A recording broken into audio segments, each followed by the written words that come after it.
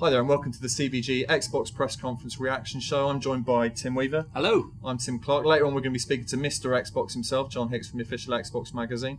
But Tim, just coming straight off the back of this show, impressed by what Microsoft had to show to the public today? Yeah, I mean, they promised games and they certainly delivered them. They danced around the issues of DRM and... Well, they sideswerved it completely, really. Yeah, well, they didn't dance around it as much as actively avoid it. But I think that was always inevitable. They weren't going to bring that up. They weren't going to open their conference on a downer. Yeah. You know this thing everyone hates. Let's talk about that. And they delivered games. Wow, did they deliver games? They delivered so many games that, we were struggling to write them all down when we were making notes on them. There were some really impressive, announcements amongst everything. Stuff we expected. We expected Titanfall. We'd heard lots of rumours, and it was a nice way to go. Which I thought, if we start at the back, I thought it was a good outro for the show. You in particular were impressed by it, I think. Yeah, I generally find enormous mechs completely tedious as a genre of thing. Yeah. And this I've been really excited to see what Respawn did after the whole acrimonious split. I think everyone's been curious to know what they would come back with. The fear would be it would just be a sci-fi Call of Duty, which is kind of what Black Ops is anyway. And I think it looked more interesting than that. I've seen people being quite cynical about it, saying it's the ultimate sort of dude bro-ish Xbox game. But it looked like, I felt, having watched the Battlefield footage earlier, which looked like classic kind of modern FPS, Ghost Train, incredible things popping up in front of you, but really you felt like you've been in that world quite a bit. As brilliant as that stuff on the aircraft carrier looked, seeing the mechs stomping around and the almost plasmid style gameplay where he's throwing the bullets and the mantling as he used the jetpack to hit a building, that stuff looked fun, and you can immediately see how it would translate into multiplayer. But yeah, I think, you and I have been covering E3 for over a decade, and I think Microsoft traditionally have been guilty of usually getting the running order quite wrong, spending too much time on Kinect. But they barely talked about Kinect. I thought that was interesting, and they dismissed Xbox 360, but in quite a cool way. They just went, we've redesigned it. Here's some good games that are coming. But then it was all, they've, like you said, they've never had quite such a game-centric lineup. And they kicked off with MGS5. Yeah, what I was just about to say, a brilliant intro. That really did set the agenda, because that really did look like amazing. Amazing. I can't admit to have played all the games. I certainly can't admit to knowing the mythology, because I don't. But you don't have to even know that to appreciate that was a sensational opening. The Fox engine's looking fabulous. It's amazing. Introduction of kind of vehicles and the GG into the MGS world. Immediate comparisons being drawn, obviously, with Red Dead, I guess was the obvious one. Yeah, it had that sort of vibe about it. But if you are into the MGS mythology, like our colleague Danny, I think he'll be putting probably up a video breaking it down before long.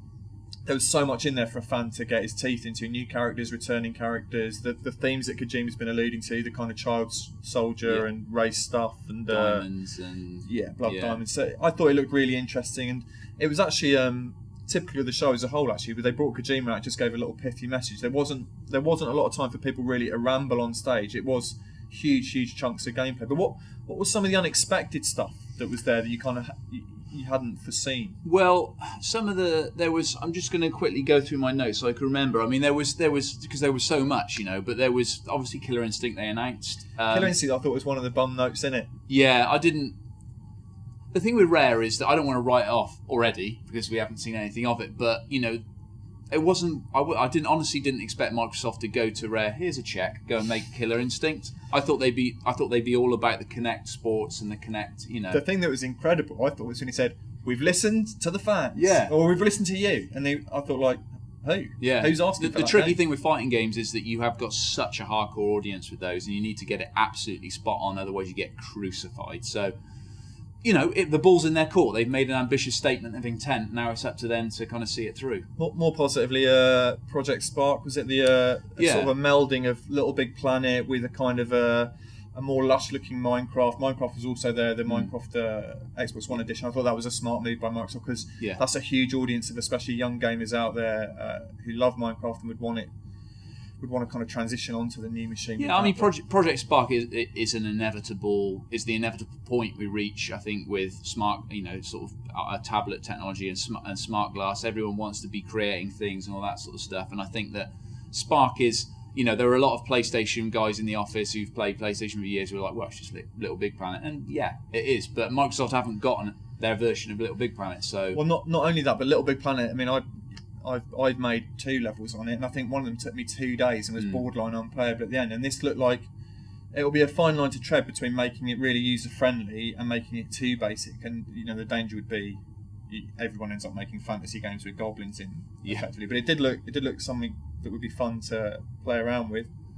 Game at the end below as well, I thought was them ticking like the indie box to make sure they got something a bit so like the kind of the Sudi art house crowd can go, well, I won't be playing any of the shooters, I'll just be playing below. And they also had Sweary's new game, D4 I think it was called, the cell shaded, which is like 13. Remember, Ubisoft 13 looked a bit like. But they also hit all the they ticked all the right boxes with the Battlefield, Forza.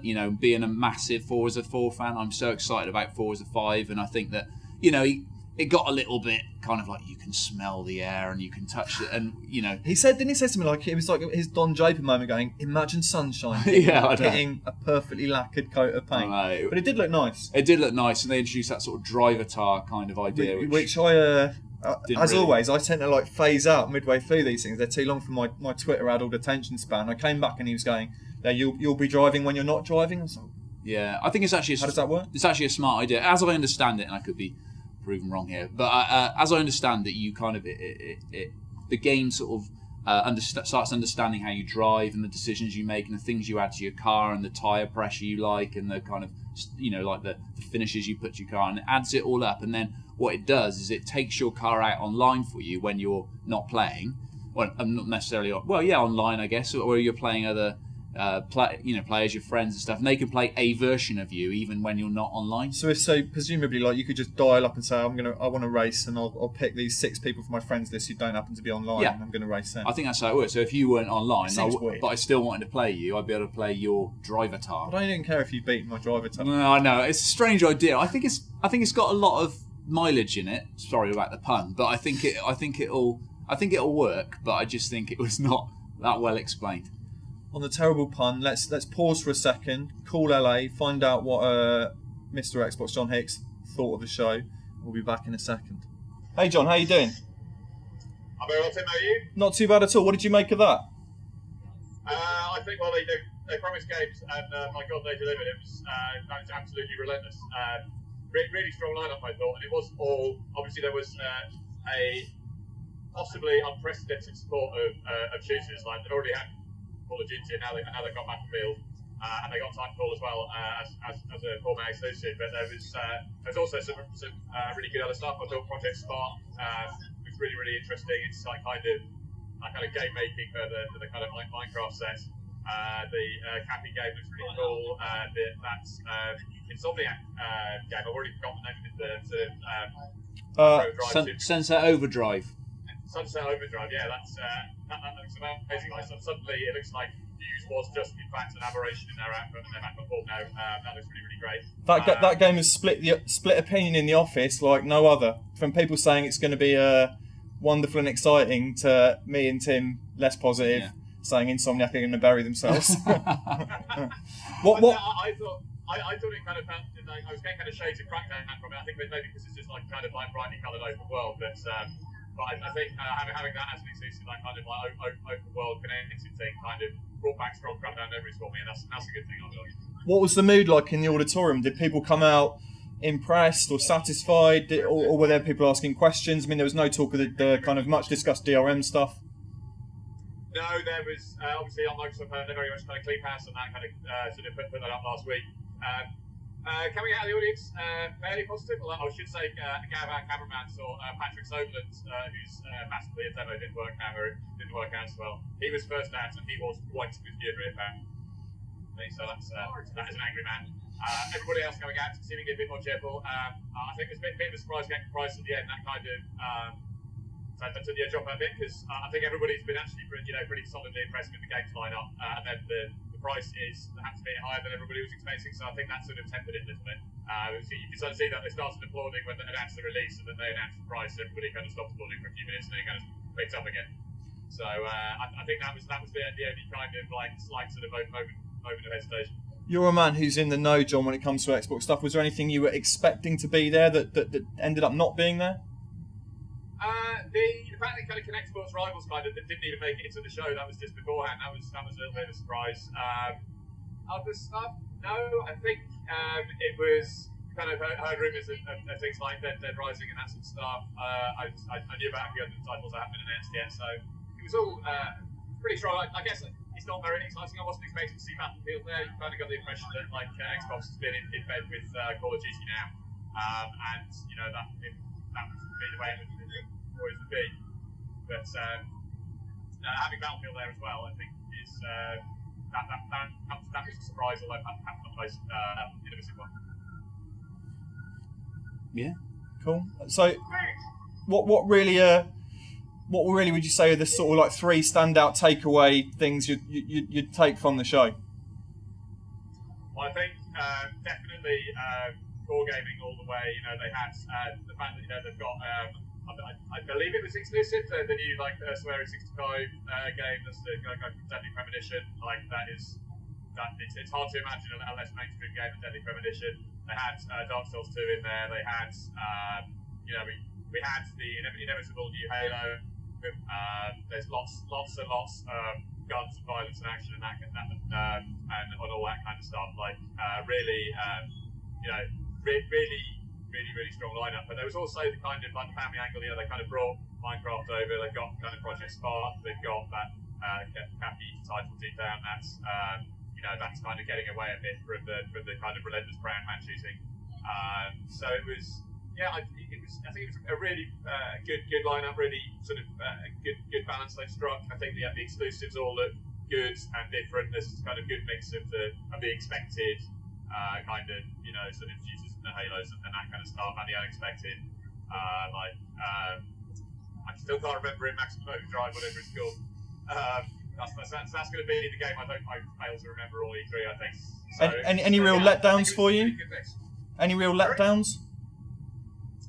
I don't think so. I think the audio breaking on the Panzer the Green stuff was unfortunate, because that's another game that's been in development for God knows how long. We finally get to see it in the sound in the so that's a shame. I don't think so. I think it was all. I'm having again. I've said the price is high. I guess that's something that people will have to try opinions about. I think that's the only thing that could really give me pause. Like I think even the Xbox Live stuff, like kind of like the live streaming and the video editing stuff, that's really strong. And obviously kind of game casting is so huge now, and just having that kind of built into the platform. So as far as I understand it, you can just like live stream any single game or post or kind of edit post links from any single game at any point, like just like that.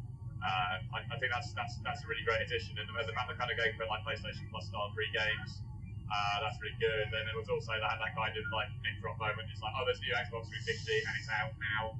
I think the fact that they've been giving away 2 free games every month, that's a really good addition. Obviously that's some sort of advantage PlayStation Plus has had for ages, and now that's on Xbox Live. So I'm having trouble identifying anything that I think would be really disappointing. What's the feeling back in the office?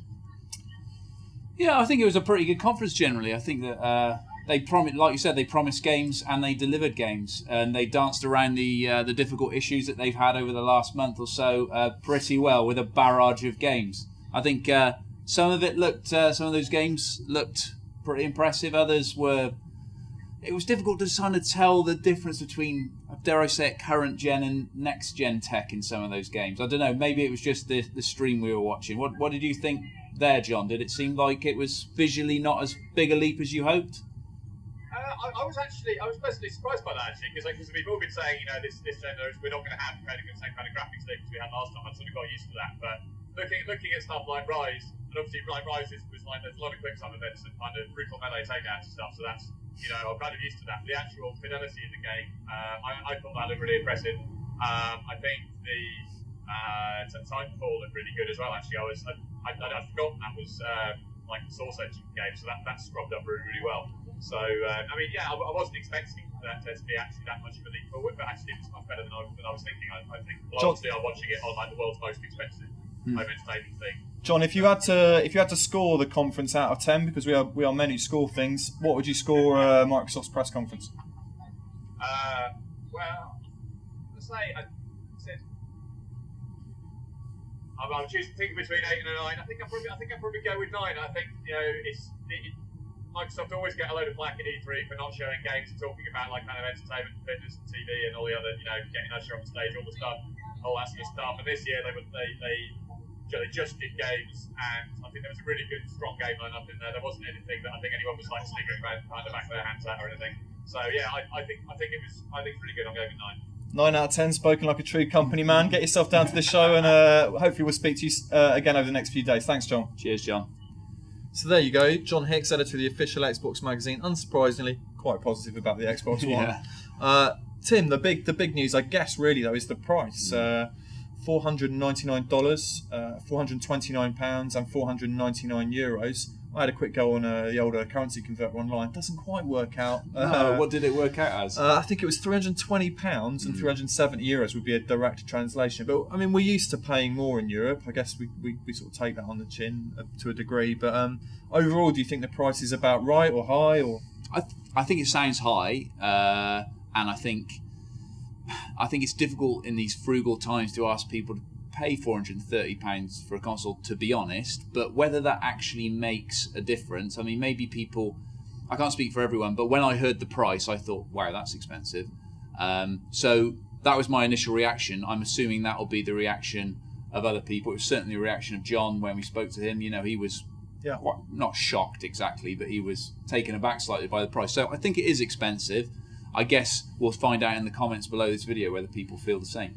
Yeah, I mean, we're not talking about the sort of DRM side of it particularly today, even though I want to, because I'm terrified of a Kinect camera being on my lounge now, spying on me using the NSA's Prism software. But, what I'd say in Microsoft's defence, where I to mount a defence for them, is that you're living in a world where to buy a new iPad costs you, I've written it down on my hand, £373 in the UK. So it's a world where consumer devices are expensive, but the big question, I think, will be how close Sony come in, whether they come in at a similar price.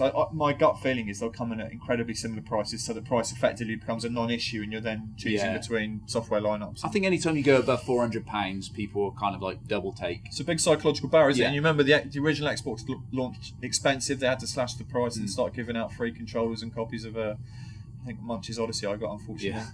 PS1 when it launched was £300, so there's inflation in there, but I think ultimately it comes down to whether Xbox and Microsoft deliver enough software and things on the Xbox One to make people want to buy into that amount of money. And that's where you come back to the exclusives, I guess. And were you impressed by the exclusives they had? They had Rise, they had Quantum Break, Dead Rising 3, Forza.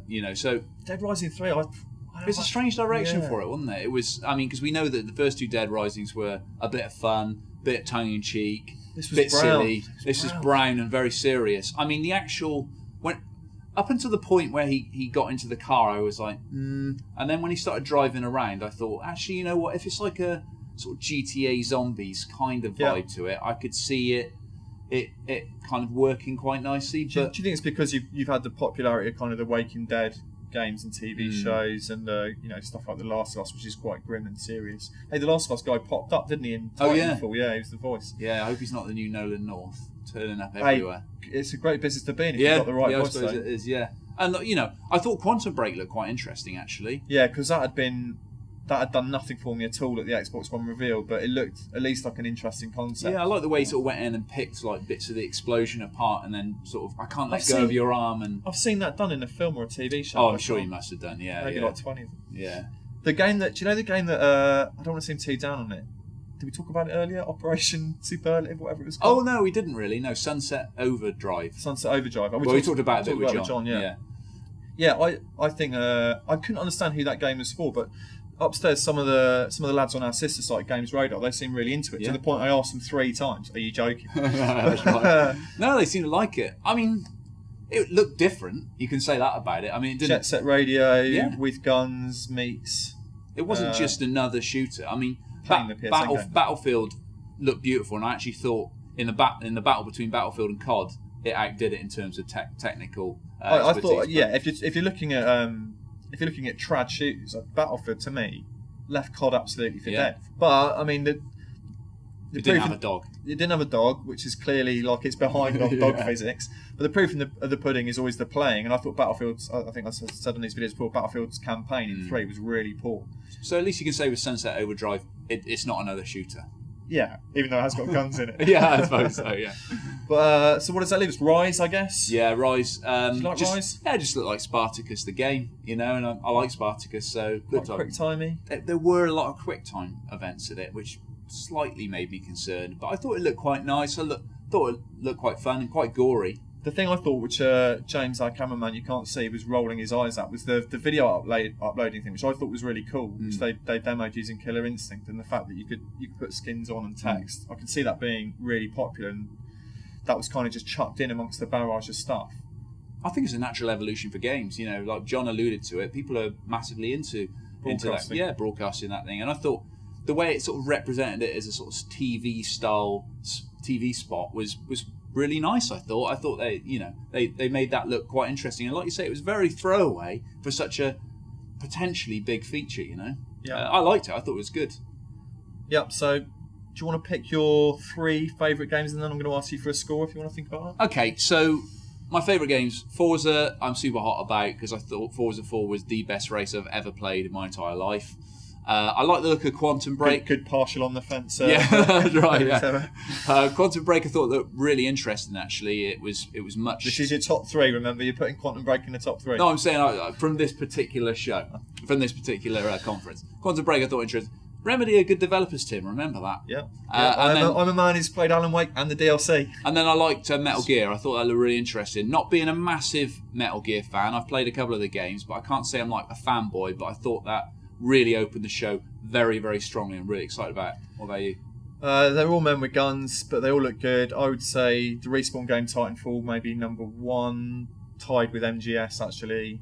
And then I wanted to... This is our shameless summer. I wanted to say that indie game below, just to be the Ponzi guy who likes indie game, but it wouldn't be that. I actually probably would say Project Sparks. I thought they needed to have something a bit different and a bit more family that wasn't dude bros slashing each other's throats. So that'll be my 3. What's your score out of 10? I'd give it a solid 8. I think it was they really delivered. Was a hard mark from Weaver. 8's a good score. Yeah, 8's a good score. They really delivered with the games. I would have liked to have seen a few more like interesting kind of different games there rather than just shooting. I'll go 8.5 because my heart's full of love. I didn't realise we could mark half marks, Tim. It's too late now. So I guess pressure on Sony now. Yeah. We'll see how they do. By the time you watch this, that video may be available as well. Stay with us all week for more reaction videos and more live reporting from Los Angeles.